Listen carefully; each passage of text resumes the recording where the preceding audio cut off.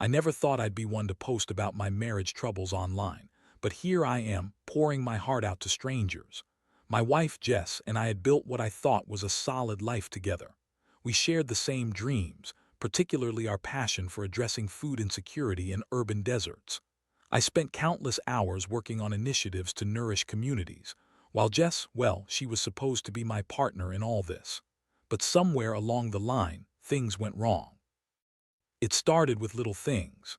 Jess became distracted, lost in her phone during dinner, her laugh no longer echoing through our home like it used to.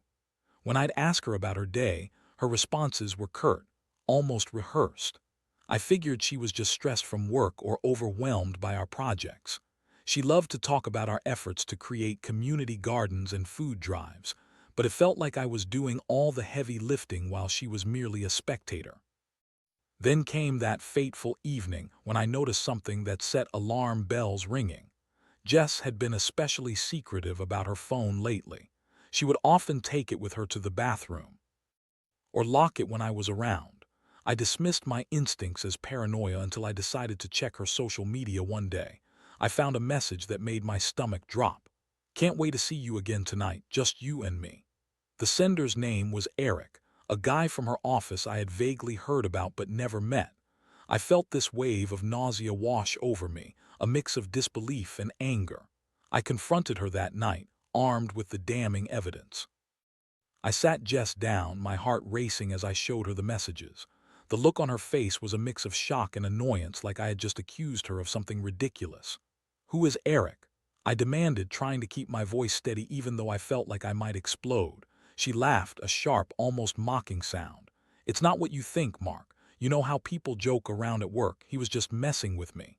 I pressed further, my hands trembling. "Messing with you? Jess, this isn't a joke. You've been distant and I know something's up. Just tell me the truth." She huffed, rolling her eyes. "You're being dramatic. There's nothing going on, I swear. You're just paranoid because of all the stress with the initiative." I felt my chest tighten as she continued to dodge my questions with blatant lies. I had made a vow to myself to trust her, but here she was, weaving a web of excuses that only fueled my anger. The betrayal cut deep, and I could feel sadness rising within me, threatening to swallow me whole. That night I lay awake, staring at the ceiling, replaying our conversations in my mind. The laughter, the intimacy, the shared dreams of making a difference, all of it felt like a farce. My mind raced with fury and heartache. I had dedicated my life to nourishing communities, yet here was my own wife, starving our relationship of honesty and trust. As the days passed, the emotional impact of the betrayal began to take over. I couldn't focus on my work or the projects I was passionate about. Instead, I found myself obsessing over every little detail, imagining every scenario of her infidelity. Each time I saw her, I felt a surge of anger mixed with an overwhelming sense of loss. I was losing her, and that reality was suffocating. I was at a crossroads. I could feel the weight of this infidelity crushing me. I started thinking about my options: confront her again, seek the truth, or possibly consider ending our marriage altogether. The thought of being without her was terrifying, but the thought of living with this betrayal was unbearable. In those quiet, lonely moments, I began to make a plan. I needed to confront this head-on, find out what was really going on, and decide how I would move forward. Would I fight for my marriage or walk away from someone who had shattered my trust? The answer wasn't clear yet, but I knew I had to act.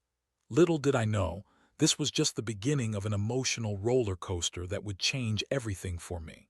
The days turned into a week, and I was a man on edge, living in a state of anxiety and distrust. Jess was still acting as if everything was normal, and that was the hardest part. I could see her carefree attitude, almost like she had forgotten about the turmoil she had caused. Meanwhile, I felt like I was living with a stranger. It was infuriating the way she went about her days without a care while I was drowning in despair. In this restless state, I decided to do some digging. My gut told me that if Jess was capable of hiding this affair, there were likely more secrets buried under the surface. I started to pay close attention to her schedule. I noticed her leaving the house at odd hours, always with a vague excuse. "Oh, I'm meeting some colleagues for happy hour," or "just grabbing dinner with friends." Each excuse felt like a dagger to my heart. One Friday evening I shadowed her. I didn't want to believe it, but the urge to find the truth overpowered my hesitation. I waited until she left for what she said was a meeting. I followed her discreetly, my heart racing with each passing block. It felt surreal, like I was living in a movie where the protagonist was about to uncover a hidden conspiracy. As I drove behind her, I felt a mix of dread and determination. Eventually, she pulled into a trendy restaurant downtown, a place I knew well but had never been to together. I parked a block away and watched her through the window. My heart sank as I saw Eric walk in, casually meeting her with a warm hug. The sight of them together ignited a furious fire inside me. They laughed, leaned in close, and shared a bottle of wine. My hands gripped the steering wheel tightly as I felt rage boil over. This was no innocent happy hour. I didn't know what to do. I sat there frozen, my mind racing. Should I confront them? Should I storm in and demand answers? Instead, I chose to observe. I watched them share stories, her laughter ringing in my ears like nails on a chalkboard. I felt sick to my stomach, watching the woman I loved engage with someone else, all the while pretending everything was fine at home. After an hour, I couldn't take it anymore. I drove home in a haze, my thoughts clouded with betrayal and anger. Once I got back, I paced around the house, trying to calm my racing heart. I felt like a ticking time bomb, and I needed to confront Jess, not just about her infidelity, but about everything that had transpired.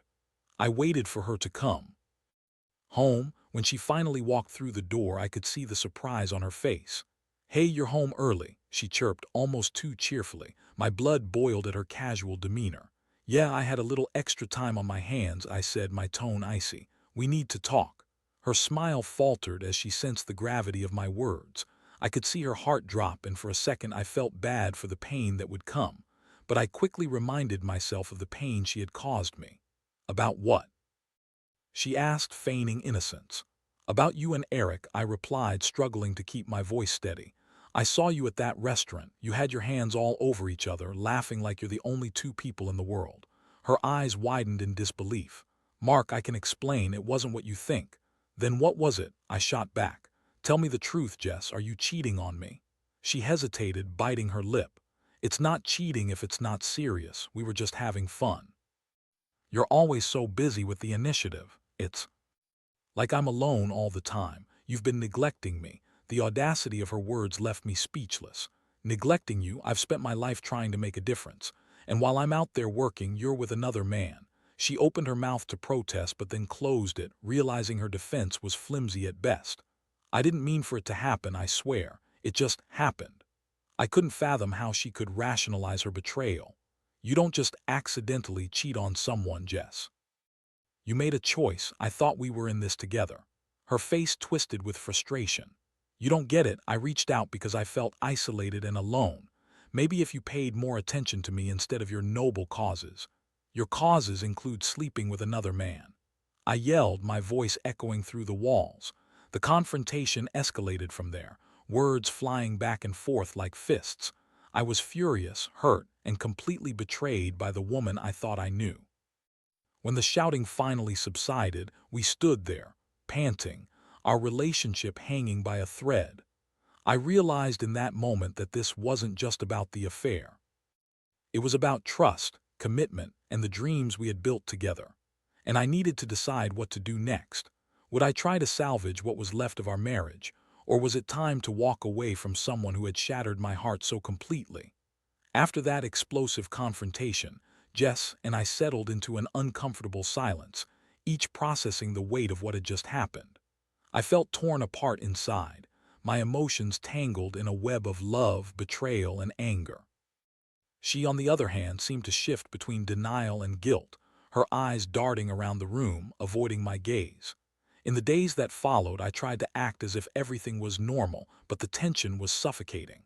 I went through the motions of daily life, work, community meetings, and attempts at normalcy.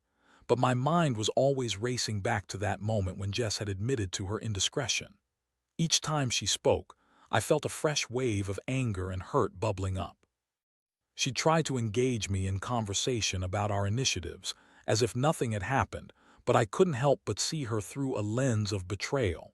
One evening, as I walked in from a meeting, Jess was waiting for me in the living room. She had a serious look on her face, and for a moment I thought she might finally take accountability for her actions. "Mark, we need to talk," she said, her voice shaky. I braced myself for more excuses, but I nodded, letting her continue. "I've been doing a lot of thinking. I know I messed up and I want to make things right." I wanted to laugh. What did she think I was, a fool? Make things right? How? "I want us to go to couples therapy. I know it sounds cliché, but I think we need help to navigate this," she said, her voice dropping to a more vulnerable tone. For a moment I could see the Jess I fell in love with shining through the cracks in her demeanor. I took a deep breath, contemplating her proposal. Part of me longed for the woman who had once been my partner in every sense, while another part wanted to scream that she had destroyed what we had built. "And what about Eric?" I asked, my voice firm. "What do you plan to do about him?" "I ended it," she replied quickly, eyes darting away. "I swear I didn't want to hurt you. I got caught up in things. It was stupid." The sincerity in her eyes momentarily disarmed me, but I quickly pushed that feeling aside. "You don't just get caught up, you choose to be with someone else. You need to understand that what you did hurt me deeply." Jess looked defeated, and for the first time since the affair had been revealed, I saw her break down a little. "I know. I'm sorry, I really am. I want to fight for us, for what we had. I don't want to lose you." Her words hung in the air, and I felt a part of me softening. The idea of couples therapy wasn't something I had considered seriously, but perhaps it could help us navigate this mess. Still, I was hesitant. Trust, once shattered, wasn't easily rebuilt. As the days turned into weeks, we started attending therapy sessions together. It was awkward at first, sitting across from each other and discussing our feelings with a stranger. The therapist, Karen, was perceptive and patient, guiding us through the troubled waters of our relationship. Jess began to open up about her fears and insecurities, things I had never fully understood while buried in my work. "I felt like I was getting lost in your shadow," she confessed one evening. "You were so passionate about your initiatives, and I didn't know how to fit into that. I felt like I was just there." Her words struck me, and I felt the weight of my own selfishness. I had been so engrossed in our community work that I hadn't noticed her struggles. It didn't excuse her actions, but it painted a fuller picture of the disconnect between us. I shared my feelings about the betrayal, how it felt like a rug had been pulled out from under me. I laid bare my fears of being alone again, of being betrayed not just by her, but by the life we had built together. Therapy became a safe space for us to explore our emotions, and for the first time since discovering her infidelity, I felt a flicker of hope. But hope can be a double-edged sword. As we continued our sessions, I made a point to keep my guard up. I wanted to believe that Jess was genuinely trying to change, but I was still haunted by the memory of her betrayal. Every time she smiled at me, I felt a pang of doubt. Was she truly remorseful or simply putting on a show to save our marriage? One night, Jess and I sat on the couch, watching a movie in silence. I noticed her scrolling through her phone, and my heart raced at the thought of her texting Eric again. I hated feeling this way, but the trust we had was gone, and with it my peace of mind. "Jess, can I see your phone?" I asked suddenly, my voice a little sharper than I intended. She looked up, surprise flashing across her face. "Why, what are you trying to prove?" "I'm not trying to prove anything. I just want to know that you're not hiding anything else from me." Her shoulders tensed, and she hesitated before handing it to me. I scrolled through, heart pounding, but found nothing incriminating. Part of me was relieved, but another part still felt the anxiety creeping in. I didn't want to be that guy who was constantly checking his partner's phone, yet the fear of betrayal loomed large. "Mark, you can't keep doing this to yourself," she said, her voice softening. "I've made mistakes, but I'm trying to change. Trust takes time." She was right, but the emotional scars ran deep. I wanted to move forward, but I also needed to protect myself. The thread of our relationship was delicate, and I had to tread carefully. The truth was, I was torn between wanting to forgive her and needing to guard my heart. I had to decide if we could rebuild our marriage, or if it was time to let go and start anew. It was a painful realization, and I knew I had some tough decisions ahead of me. As the weeks passed, the therapy sessions continued to reveal layers of both Jess's and my emotions, peeling back the facade of our once happy marriage. We had our ups and downs, moments of vulnerability mixed with flashpoints of unresolved anger. It felt like we were on a seesaw, constantly shifting between hope and despair. I struggled to reconcile the woman I loved with the one who had betrayed me. One evening, after a particularly intense session, Jess and I found ourselves sitting across from each other at the kitchen table. The air was thick with unspoken words, and I could see the tension written across her face.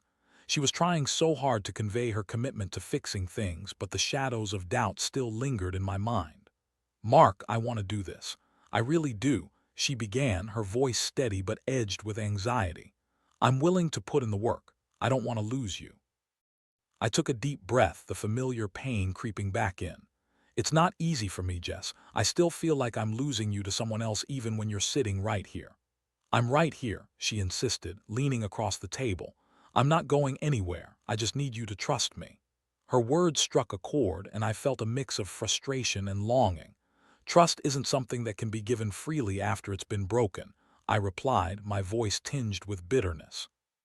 "I want to believe you, but every time I look at you, I see the woman who chose to betray me." Jess paused, her eyes glistening with unshed tears. "I know I made a terrible mistake, but I can't change the past. I want to show you I'm committed to our future." I watched her, vulnerability etched on her face. I felt as if I was standing at a crossroads, but it was unclear which direction would lead me toward healing. Part of me wanted to reach out, to comfort her, but another part of me felt that I needed to keep a distance until I could fully process everything. Days turned into weeks, and we continued our sessions. It was difficult to navigate the fragile waters of rebuilding trust. Jess was trying hard to prove her loyalty. I could see her effort in small gestures, like bringing me coffee in bed or initiating sweet conversations. However, every time she touched my arm or smiled warmly, the nagging voice in my head reminded me of her betrayal, and I couldn't help but recoil internally. One afternoon, I decided to take a break from the emotional weight of our issues.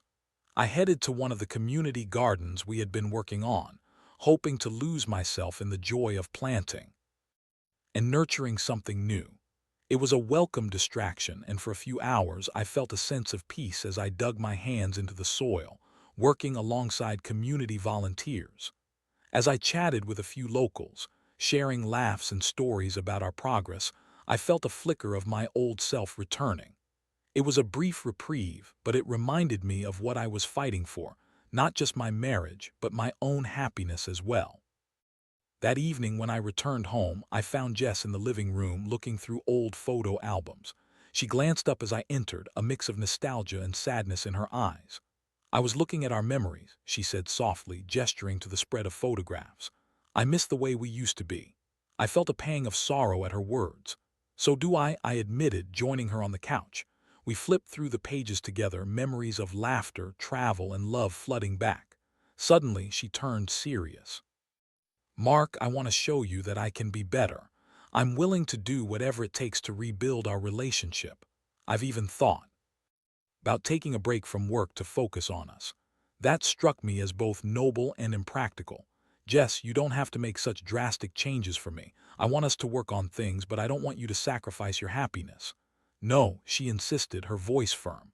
"I think this is what I need to do. I want you to know that I'm serious about making this work. I want to start fresh." I could see the sincerity in her eyes, and for a brief moment I felt that familiar tug of hope. But the realities of our situation loomed large in my mind. "It's going to take more than just saying you want to fix things, Jess. I need time to heal, and I need to know that I can trust you again." "I understand," she said quietly, looking away. "But I hope you can see that I'm willing to put in the effort. I'll do anything. Please let me show you." With that, I felt an emotional crack begin to form in my defenses. I wanted to believe her, to believe that we could rebuild what had been lost. The hope felt fragile, like a new seedling struggling for sunlight. But just as I began to entertain that hope, a sharp reminder of our reality crashed down. The following day, I received a message from an unknown number as I was at work. My stomach dropped as I read it. Hey, Mark. I just wanted to give you a heads up that Jess has been hanging out with Eric again. I thought you should know. The ground shifted beneath me as I reread the message, heart racing. I couldn't believe what I was seeing. I felt the familiar surge of betrayal wash over me, the anger boiling just beneath the surface. Who was this person and why were they telling me this? I didn't respond right away. Instead, I took a long breath to calm my racing heart. As my mind raced, I thought about all the sessions we had put in, all the attempts to rebuild trust, only to be confronted with this new betrayal. I had put my heart on the line, and now it felt like it was being shattered all over again. I had a decision to make: confront Jess without any evidence or take time to investigate further and gather proof. I knew I couldn't ignore this and I had to find the truth once and for all. I spent the next few days in a haze. The message haunted me, replaying in my mind like a broken record. It felt like I was caught in a twisted game and I was losing. I wanted to trust Jess, to believe in the progress we were making, but the shadow of that text loomed large. I couldn't shake the feeling that I was being played for a fool again. After a sleepless night, I decided the best course of action was to gather evidence. I couldn't confront Jess without knowing for sure what was happening. I started keeping tabs on her schedule again, trying to find the smallest signs that would confirm or deny my worst fears. I felt like a detective, tailing my own wife, and I hated every second of it. On a Thursday evening, I had a hunch. Jess had mentioned going out with friends again. After she left, I discreetly followed her, my heart pounding in my chest as I drove through the city. I didn't want to be this person, but I felt I had no other choice. I ended up at a bar about 20 minutes from our house, a dimly lit place that felt far too familiar. As I approached the entrance, I felt a knot in my stomach. I peered through the window, and what I saw made my heart drop. Jess was sitting at the bar, laughing and leaning into someone, Eric. My stomach twisted into knots as I watched them share a bottle of wine, their chemistry palpable. I could feel the anger boiling inside me, threatening to spill over. How could she do this? After everything, after all the promises she made in therapy, how could she go back to him? The image of them together was a dagger to my soul, and I fought back tears of rage and betrayal. I wanted to burst through the door to confront them both, but I forced myself to breathe and think. Instead, I took a few steps back and contemplated my next move. I texted Jess, pretending I was caught up at work and couldn't join her as planned. My heart raced as I awaited her response, knowing full well that she would have the slightest idea that I was watching her. "Just winding down after a long day. Hope you're doing well," she replied, blissfully ignorant of the truth. As the evening wore on, I continued to observe. They were clearly enjoying each other's company, and I felt sick. I watched as Jess leaned in closer, whispering something in Eric's ear that made him laugh heartily. I felt like I was witnessing a betrayal of the highest order, and with each passing moment, the weight of my heartbreak grew heavier. Finally, after what felt like an eternity, Jess and Eric left the bar together, walking side by side. I quickly got in my car and followed them at a distance, my mind racing with anger and hurt. They drove around for a while, and I felt like I was in some sort of twisted thriller movie. When they finally pulled into a hotel parking lot, my heart sank completely. I parked a distance away, my hands gripping the steering wheel tightly, and watched as they entered the hotel together, the door closing behind them. It felt like time stopped, and the realization hit me like a freight train. Jess had not only lied to me but had willingly put herself in a situation that could destroy everything we had fought to rebuild. I sat there for what felt like an eternity, battling an internal war. Anger coursed through my veins, and I felt an overwhelming urge to storm in there and confront her, but I knew that wouldn't solve anything. I needed to think clearly. I couldn't allow my emotions to dictate my actions. Instead, I drove home, my mind reeling. When I walked through the door, I felt drained. I had just witnessed the end of my marriage unfold before my eyes. The weight of betrayal crushed me, and I felt like I was drowning in grief and anger. I went to bed, but sleep eluded me completely. At some point, I must have dozed off because I woke up to the sound of the front door creaking open. Jess was home, and I could hear her footsteps padding softly across the floor. I lay there, pretending to be asleep, my heart racing as I listened to her movements. She didn't know I was aware of her betrayal, and I felt a twisted sense of satisfaction in that knowledge. But as I lay there, it morphed into sadness. I had once dreamed of building a life with her, of sharing everything, and now it was all disappearing like smoke. In the morning, I made a decision. It was time to confront Jess with the undeniable truth. I couldn't keep living in this limbo, and I needed to take control of my life again.